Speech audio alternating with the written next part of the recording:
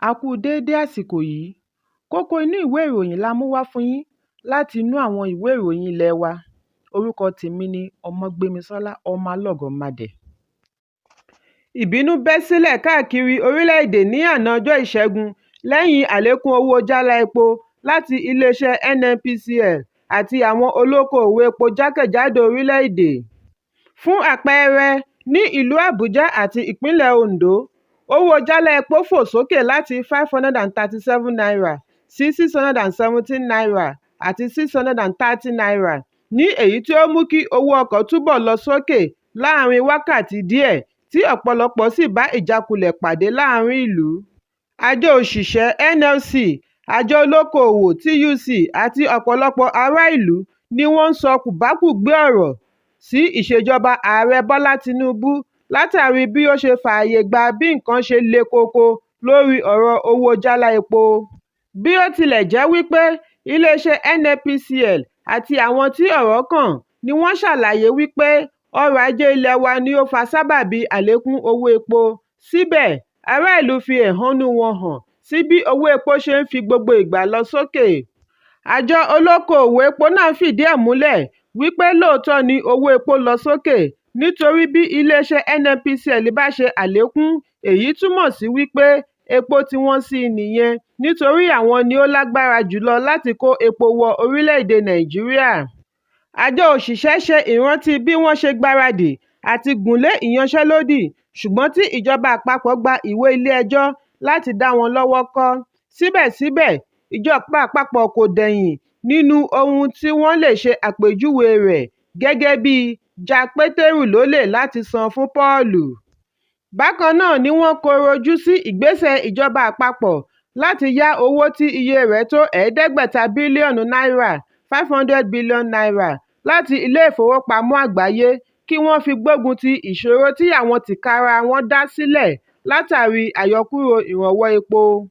Ní báyìí, àjọ òṣìṣẹ́ ti wá pinnu wípé bí ìjọba bá kọ̀ láti tètè wá nǹkan ṣe sí rògbòdìyàn epo àti ohun amáyédẹrùn òfegè, àwọn yóò ṣe àtúnyẹ̀wò èròǹgbà wọn kí àwọn sì ṣe ohun tí ó bá wù wọ́n. Ẹ̀kúnrẹ́rẹ́ ìròyìn yìí wà nínú ìwé ìròyìn Punch tó jáde lónìí. Àjọ tó ń gbógun ti ìwà ìbàjẹ́ àti ìṣòwò ìlú kúmọkùmọ EFCC ti kọ agbẹjọ́rò Ibrahim Mohammed tí ó ṣe ayédèrú ẹ̀sùn pẹ̀lú orúkọ àjọ EFCC tako mínísítà àná fún iléeṣẹ́ ọkọ̀ òfurufú Stella Odua. Àjọ EFCC sọ fún ilé-ẹjọ́ gíga ní ìlú Àbújá lánàá ọjọ́ Ajé wípé àwọn kò kànńpá fún Mohammed tí í ṣe ọlọ́pàá láti ṣe àfisùn ìwà ọ̀daràn tako Odua tàbí pè é lẹ́jọ́ lórí ìwà ọ̀daràn. Agbẹjọ́rò EFCC Helen Okonofu sọ fún adájọ́ James Omotosho wípé àjọ EFCC ti ṣe ìwádìí lórí ọlọ́pàá agbẹjọ́rò gẹ́gẹ́ bí wọ́n ṣe pa á láṣẹ ní ọ̀sẹ̀ tí ó kọjá. Wọn yóò ṣe àkọọ́lẹ̀ àbájáde ìwádìí sí ilé-ẹjọ́ lẹ́yìn èyí. Gẹ́gẹ́ bí ọ̀rọ̀ agbẹjọ́rò Okonofu, lóòótọ́ ni Mohammed wà pẹ̀lú àjọ EFCC tẹ́lẹ̀, ṣùgbọ́n wọ́n ti dá a padà sí olú iléeṣẹ́ ọlọ́pàá láti ọjọ́ 4 oṣù kọkànlá ọdún 2022. Fún ìdí èyí, kò ní nǹkan kan ṣe pẹ̀lú àjọ EFCC láti ìgbà náà. Lẹ́yìn èyí ni adájọ́ Motosho wá fi ìgbẹ́jọ́ sí ọjọ́ 4 oṣù kẹwàá ọdún yìí kí wọ́n sì jẹ́ kí gbogbo ìwádìí wọn pé sí ilé-ẹjọ́. Ẹ̀kúnrẹ́rẹ́ ìròyìn yìí wà nínú ìwé ìròyìn Punch tó jáde lónìí. Àjọ tó ń gbógun ti àtànkálẹ̀ àjàkálẹ̀ àrùn Nigeria Center for Disease Control NCDC ti ṣe ìkìlọ̀ wípé kí ará ìlú ṣọ́ra fún jíjẹ ẹran láti ẹranko tí ó bá ṣàárẹ̀ nítorí àwọn ẹranko wọ̀nyí lè ní àrùn anthrax. Ìgbésẹ̀ yìí wáyé lẹ́yìn tí ilé ìgbìmọ̀ aṣojú-ṣòfin rọ ilé-iṣẹ́ ọ̀gbìn àti ìdàgbàsókè ìgbèríko pẹ̀lú àwọn tí ọ̀rọ̀ kàn láti ṣe àmójútó abẹ́rẹ́ àjẹsára àti ìtanijí láti lè gbógun ti àjàkálẹ̀ àrùn anthrax tí wọ́n ṣe àwárí rẹ̀ ní abúlé Gajiri, ìpínlẹ̀ Delta, ìpínlẹ̀ Niger. Anthrax jẹ́ àrùn tí ó ń jẹ jáde pẹ̀lú àpá. Èyí a máa ní ipa lára màlúù, àgùntàn àti ewúrẹ́. Ènìyàn lè ṣe alábàápàdé àrùn yìí nípa fífi ọwọ́ kan ẹranko tó ń ṣàárẹ̀. pípa ẹran tí ó ní àrùn yìí tàbí jíjẹ irú ẹran bẹ́ẹ̀. Olùdarí àgbà fún àjọ NCDC, Ìfẹ́dayọ̀ Adétífá, tí ó ṣe ìkìlọ̀ yìí lórí ètò kan lórí ẹ̀rọ amóhùnmáwòrán Channels lánàá, wá ké sí gbogbo ọmọ orílẹ̀-èdè Nàìjíríà láti ṣọ́ra fún irú ẹran tí wọn yóò jẹ, ní pàápàá jùlọ ẹran tí ó bá ń ṣàárẹ̀, nítorí èyí léwu fún ìlera. Ẹ̀kúnrẹ́rẹ́ ìròyìn yìí wà nínú ìwé ìròyìn Vanguard tó jáde lónìí. Onífẹ́ àgbáyé àti ẹni tí ó gbégbá orókè nínú ìdíje ọlọ́gọ́rùn-ún mítà láàrin àwọn obìnrin tí òkìkí rẹ̀ ń kàn lọ́wọ́lọ́wọ́, Tóbi Amusan, ni wọ́n ti pè lẹ́jọ́ láti ọ̀dọ̀ àjọ alámòjútó ìwà mímọ́ lágbàáyé World Athletics Integrity Unity (AIU) látàrí wípé ó tàpá sí òfin nípa wípé ó kùnà àyẹ̀wò 3 láàrin ọdún kan.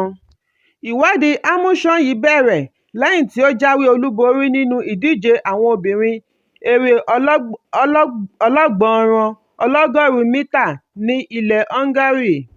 Lórí ẹ̀rọ alátagbà ní òwúrọ̀ òní ni Amusan ti ṣàlàyé wípé wọ́n fi ẹ̀sùn kan òun lórí kíkùnà sí òfin. Ilé-ẹjọ́ Tribunal ni yóò ṣe ìdájọ́ kí wọ́n tó bẹ̀rẹ̀ ìdíje àgbáyé mìíràn tí yóò wáyé ní oṣù tó ń bọ̀. Ó ní òun jẹ́ olùdíje mímọ́, òun sì máa ń ṣe àyẹ̀wò lóòrèkóòrè láàrin ọjọ́ 3 tí òun bá kùnà àti ṣe àyẹ̀wò.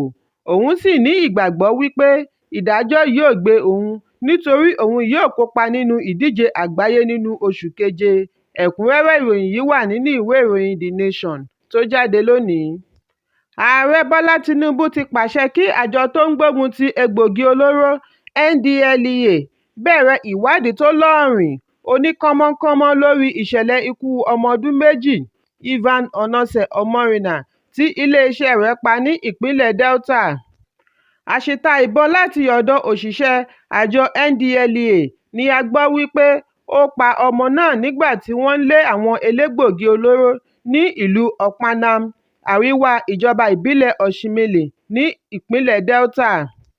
Ìpè ti wáyé káàkiri orílẹ̀-èdè àti ìjọba ìpínlẹ̀ Delta pẹ̀lú ilé ìgbìmọ̀ aṣòfin tí wọ́n pe ọ̀gá ọlọ́pàá yányán láti ṣe ẹjọ́ pẹ̀lú òṣìṣẹ́ àjọ NDLEA tí àṣìta ìbọn náà ti ọwọ́ rẹ̀ bọ́. Ṣùgbọ́n lánàá nígbà tí Ààrẹ Tinubu ń fèsì lórí ọ̀rọ̀ náà, ó fi ìkẹ́dùn rẹ̀ hàn sí ikú ọmọdékùnrin ọ̀hún àti àbúrò rẹ̀ tí ó gba ọgbẹ́, nígbà tí ó wá pàṣẹ kí àjọ NDLEA tètè bọ́ sójú iṣẹ́ lórí ọ̀rọ̀ náà. Nínú àtẹ̀jáde olùbádámọ̀ràn lórí iṣẹ́ àkànṣe àti ìbánisọ̀rọ̀ Délé Aláké ni ààrẹ ti ṣe àfihàn wọ̀nyí. Ẹ̀kúnrẹ́rẹ́ ìròyìn yìí wà nínú ìwé ìròyìn The Nation tó jáde lónìí. Kókó ní ìwé ìròyìn àsìkò yìí kò ní jù báyìí lọ. Ẹ pàdé mi ní ìrọ̀lẹ́ fún àkọ́tún. Kí a tó lọ, ẹ má ṣaláì fi àríwísí yín ránṣẹ́, ìyẹn comment, kí ẹ sì bá wa subscribe sójú náà wa lórí YouTube kí Kókó Inú Ìwé Ìròyìn lè máa tẹ̀ yín lọ́wọ́ ní kíákíá.